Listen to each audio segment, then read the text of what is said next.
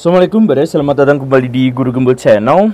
Ini ada sesuatu yang sangat menggelitik dan pada akhirnya juga menghasilkan sebuah pikiran-pikiran soal ideologi-ideologi yang berkembang di dunia saat ini. Jadi ceritanya begini Bare ya.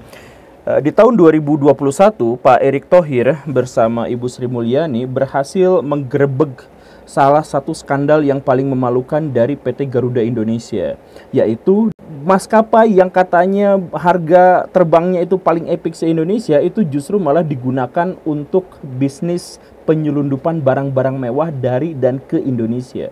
Siapa pelakunya? Pelakunya justru adalah direktur utamanya sendiri, yaitu Pak Ari Askara pada waktu itu yang menjabatnya. Nah, jadi orang-orang berpikir bagaimana ceritanya seorang direktur PT Garuda yang gajinya lebih dari 300 juta sebulan masih saja ingin menambah harta kekayaannya bahkan dengan cara-cara yang paling curang dan tidak halal gitu, yaitu menyelundupkan barang-barang mewah. Menyelundupkan barang mewah saya yakin itu ongkosnya pasti mahal sekali gitu ya. Tapi oke lah, kok bisa-bisanya seperti itu gitu. Nah, ketika pada waktu itu Pak Arinya sedang diselidiki, sedang disidik dan lain sebagainya, muncul skandal berikutnya. Tetapi skandal ini berupa sebuah isu bahwa Pak Ari ini menjadi biang bagi prostitusi yang terjadi di PT Garuda, khususnya yang menimpa para pramugarinya.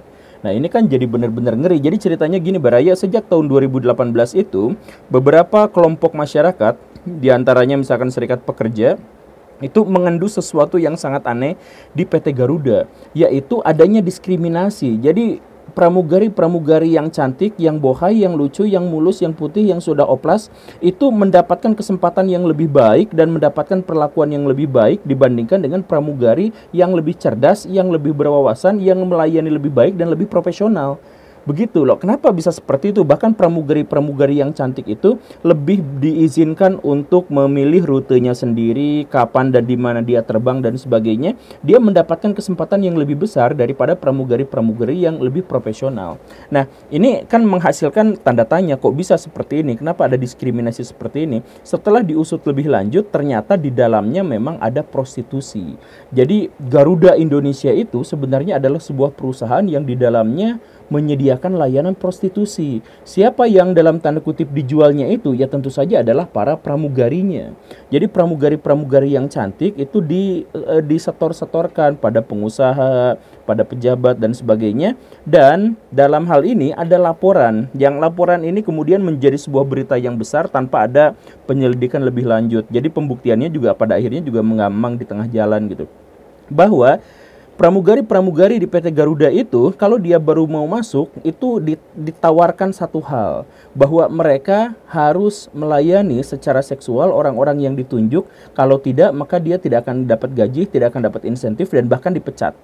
Dan kalau misalkan sudah dipecat, siapapun di antara pramugari-pramugari itu berhak dan boleh untuk masuk lagi selama dia memberikan layanan seksual kepada orang-orang yang ditunjuk gitu. Biasanya pimpinan-pimpinannya atau orang kolega-koleganya. Jadi dalam hal ini mereka bukan hanya melakukan prostitusi, tetapi pramugari-pramugari itu dipaksa untuk melakukan prostitusi gitu. Jadi ini kan apa ya, benar-benar sesuatu yang sangat-sangat mengerikan gitu. Untuk mendapatkan uang yang sangat besar, bahkan lebih besar lagi dengan cara yang haram, mereka melakukan prostitusi dan itu menggunakan pemaksaan gitu. Nah, cuman katanya ini bukan hanya Pak Ari saja, tetapi ada staf-stafnya, ada anak buahnya, diantaranya adalah Pak Roni yang kebagian menjadi dalam tanda kutip mucikarinya, dituduh sebagai mucikarinya gitu kan. Ada yang seperti itu. Kemudian ada juga seorang pramugari yang sangat cantik, namanya adalah Ibu Siwi, yang terlibat pada pusaran skandal ini.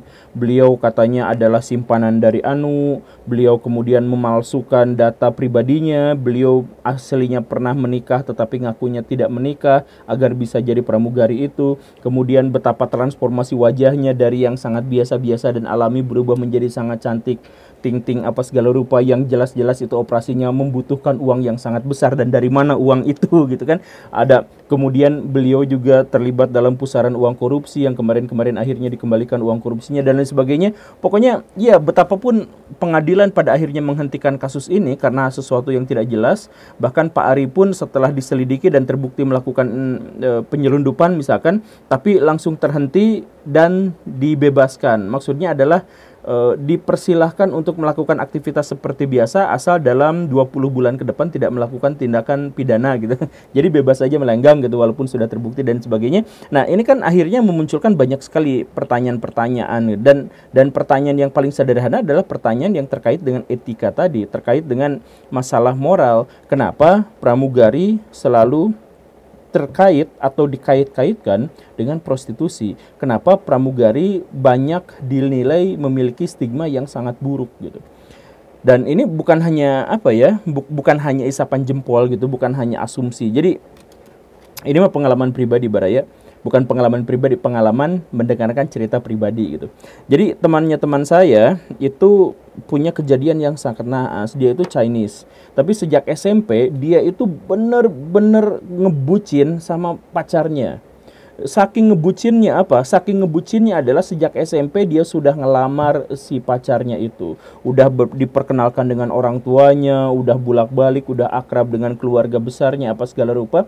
Termasuk SMA juga si pacarnya itu dibiayai sekolahnya, dibiayai jajannya. Bahkan yang lebih ekstrim ketika sudah lulus sekolah, si pacarnya itu, ayo kita siap nikah, ayo siap. Tapi si perempuannya belum mau, saya belum siap nikah, saya mau kuliah dulu. Oke, biayanya dikasih juga, bahkan nomor rekeningnya dipegang berdua gitu. Ya saking bucinnya. Dan ternyata si perempuan itu kuliahnya di jurusan yang mengarahkan dia untuk menjadi pramugari. Dan setelah lulus jadi pramugari, dia melanglang dunia ke sana ke sini. Dan luar biasanya ternyata si pramugari itu yang jadi pacarnya itu menikah dengan pria lain, yaitu pilotnya. Jadi ini teman saya itu depresi luar biasa, nangisnya udah nggak beres-beres. Saya nggak tahu nasibnya sekarang. Ada kemungkinan gila karena depresi yang sangat akut. Ya sejak kecil dia sudah mengharap pada si perempuan itu, sudah membiayai apa segala rupa, keluarganya juga sudah membiayai apa segala rupa. Tapi akhirnya pergi dengan laki-laki yang lain. Dan dengan rasa yang kurang empati, si perempuan itu hanya mengatakan, ya salah sendiri kenapa kamu ngizinin saya kuliah di pramugari ini gitu. Kan kamu udah tahu kalau pramugari kan pasti gini. Nah gitu jawabannya itu. Nah ini kan akhirnya memunculkan pertanyaan yang tadi lagi itu, emang pramugari kenapa stigmanya sampai negatif? Sehingga kalau misalkan ya wajarlah kalau pramugari gini, emangnya kamu nggak tahu kalau pramugari kayak gini? Itu kan pernyataan-pernyataan yang menegaskan bahwa stigma pramugari buruk itu memang sudah menjadi umum di masyarakat gitu. Dan tentu saja ini bukan hanya di Garuda Indonesia dan bukan hanya pada masa Pak Ari gitu. Maskapai-maskapai lain bukan hanya di Indonesia tetapi di seluruh dunia juga punya cerita yang sama, bahwa pramugari-pramugari mereka karena memiliki pergaulan yang terlalu bebas, mereka tidak mendapatkan pengawasan yang memadai dan lain sebagainya, mereka melakukan seks bebas atau mereka melakukan prostitusi dan sebagainya. Sekali lagi bukan hanya di Garuda. Kemudian apakah hanya zaman Pak Ari saja? Itu juga tentu saja tidak. Banyak sekali pengakuan-pengakuan yang menjelaskan bahwa sebelum Pak Ari itu memang di Garuda juga sudah banyak yang seperti itu. Cuman bedanya kalau pas di Pak Ari lebih terang-terangan, karena Pak Arinya memang seperti itu, katanya seperti itu. Sedangkan yang sebelumnya ya tidak seperti itu, sembunyi-sembunyi, tetapi tetap ada gitu. Nah, jadi pertanyaannya yang kembali lagi, kenapa juga harus pramugari yang seperti itu gitu.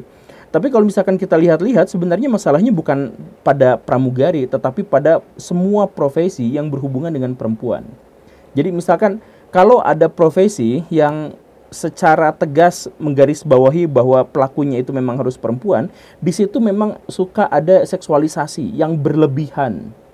Kita ambil contoh misalkan model, atau artis, atau yang tukang servis payung itu perempuan yang suka mayungin MotoGP gitu ya, atau yang suka ngasih champagne pas di podium dan sebagainya, atau misalkan petinju itu di tengah-tengahnya suka ada perempuan yang belenggak-lenggok dengan pakaian yang serba minim dan sebagainya. Nah, pekerjaan-pekerjaan yang terkait dengan perempuan selalu diidentikan dengan seksualisasi yang berlebihan gitu. Ya, kenapa perempuan? Kan katanya perempuan di zaman sekarang itu bahwa mereka berhak untuk mendapatkan pekerjaan yang sama atau setara dengan laki-laki, bahwa mereka sebenarnya memiliki hak untuk mencari nafkah sama seperti laki-laki dan sebagainya. Tetapi pekerjaan-pekerjaan yang secara khas dimiliki atau dipilih oleh perempuan biasanya memang khas untuk juga mendapatkan objektifikasi atau seksualisasi gitu. Bahkan bukan cuma model. Coba sekarang jujur aja Baraya, sekarang jujur ya. Sekarang ada polisi perempuan, ada polisi laki-laki. Kalau misalkan polisi perempuan itu medsos itu ramainya membicarakan apa? Polisi cantik, polwan cantik, iya kan?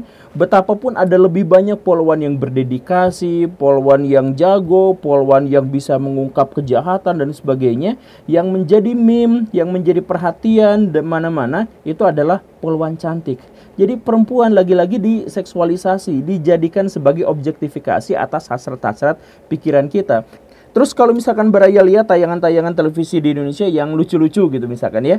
Nah, biasanya dari tayangan televisi yang lucu-lucu itu muncul sosok perempuan sebagai bintang tamu. Tetapi bintang tamu di situ ya hanya untuk dalam tanda kutip dilecehkan secara verbal, terus dijadikan objek untuk bikin pantun, merayu, menggombali apa. Jadi mereka diposisikan seperti itu gitu.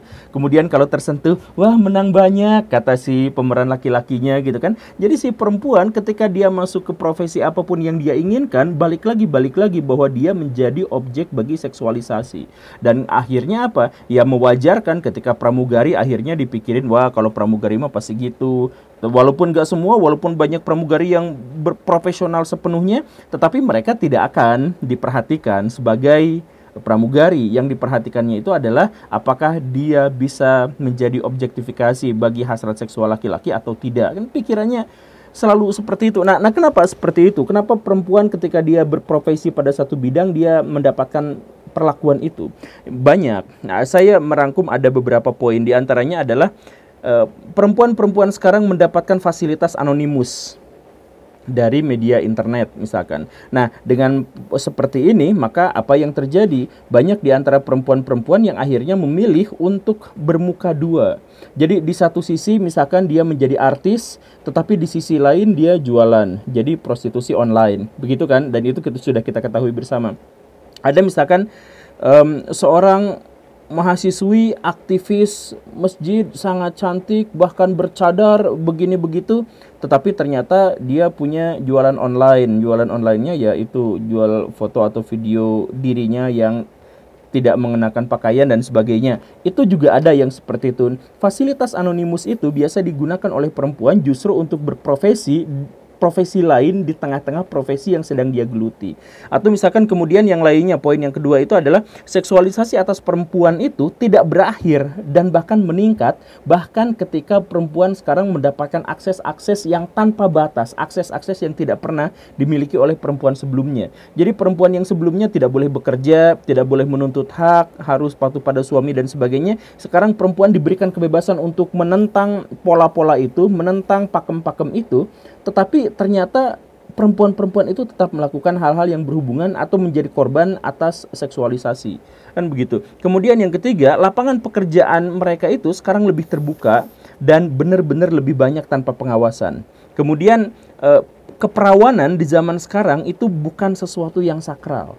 Sehingga apa? Sehingga kalau di zaman dulu perempuan yang tidak perawan itu menjadi ketakutan gitu, takut nanti ketahuan, takut nanti suaminya kecewa apa segala rupa. Sekarang ya karena faktanya laki-lakinya juga sudah melakukan seks bebas, kenapa perempuan juga dihalang-halangi untuk itu gitu. Nah, karena itu keperawanan dianggap sebagai sesuatu yang biasa-biasa aja, maka tidak akan ketahuan kalau misalkan si perempuan yang kita kenal yang sangat cantik, yang sangat lucu, yang sangat baik hati ini ternyata dia jualan di belakang layar gitu. Dan kalau misalkan dia berjualan di belakang layar yang berhubungan dengan seksualisasi gitu, dia juga sebenarnya tidak akan terlalu keberatan dengan itu, toh nggak akan ada yang tahu gitu kan. Kemudian ya masalah berikutnya adalah ya naluri perempuan tetaplah naluri yang lama. Jadi maksudnya evolusi manusia itu tidak bisa berkembang lebih cepat daripada peradaban yang mereka bangun. Jadi dalam hal ini misalkan saya pernah mengajukan sebuah pertanyaan retoris yang ini mungkin menyakitkan sebagian pihak, tetapi mari kita secara jujur jawab sama-sama. Kalau misalkan ada perempuan yang mendapatkan modal 100 juta rupiah, apakah yang paling mungkin ia lakukan? Apakah itu digunakan untuk bikin startup, untuk bisnis sama-sama, ataukah dia gunakan untuk perawatan kecantikan?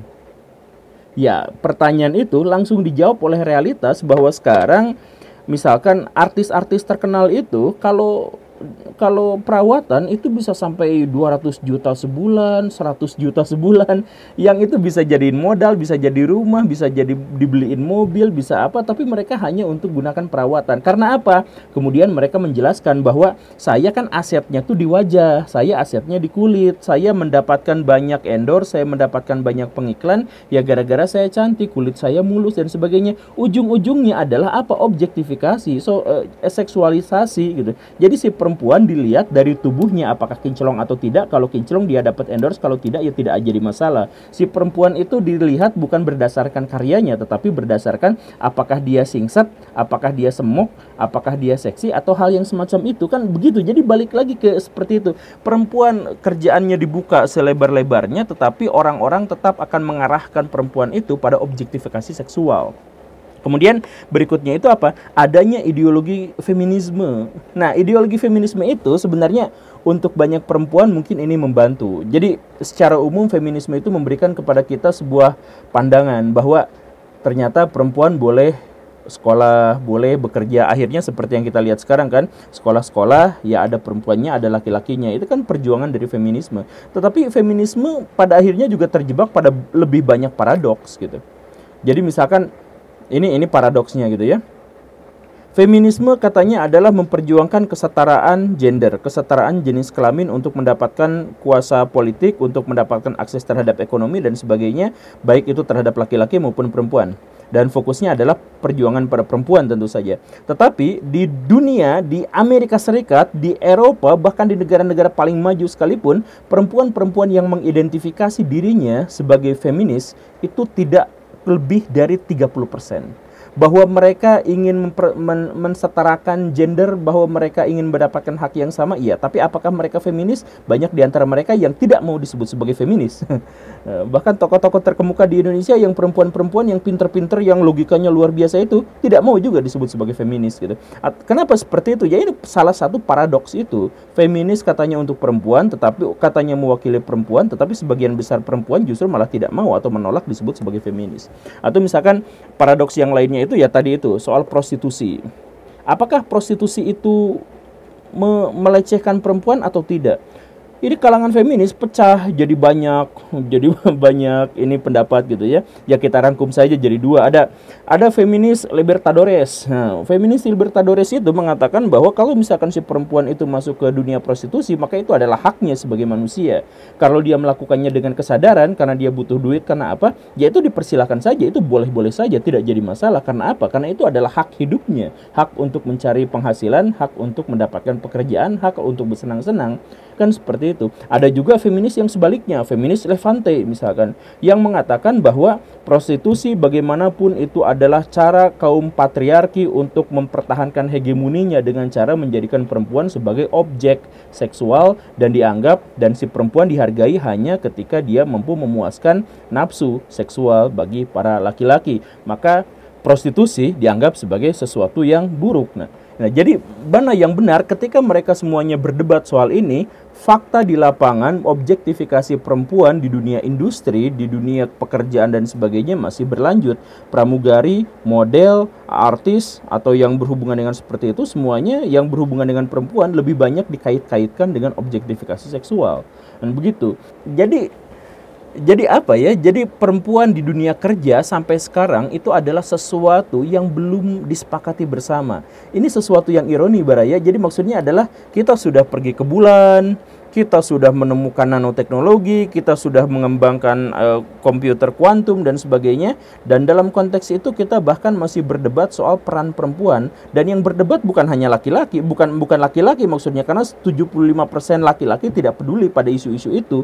Tapi yang memperdebatkan itu adalah perempuan sendiri. Jadi maksudnya perempuan bahkan tidak tidak bisa mengidentifikasi peran dan statusnya dalam masyarakat. Kalau misalkan Libertadores yang tadi itu fokus bahwa perempuan sebagai pribadi, kalau yang Levante fokus bahwa perempuan itu adalah bagian dari masyarakat sosial, dan itu ternyata berbenturan satu sama lain kan. Ya silahkan Baraya diskusi di kolom komentar, karena saya pikir ini adalah salah satu ideologi yang paling membingungkan dan salah satu fakta sosial yang paling membuat saya pusing bagaimana cara memberikan penjelasan terkait dengan masalah ini. Terima kasih karena sudah menyimak. Semoga tidak ada di antara Baraya yang ikut terlibat dalam prostitusi pramugari. Saya Guru Gembul. Assalamualaikum warahmatullahi wabarakatuh.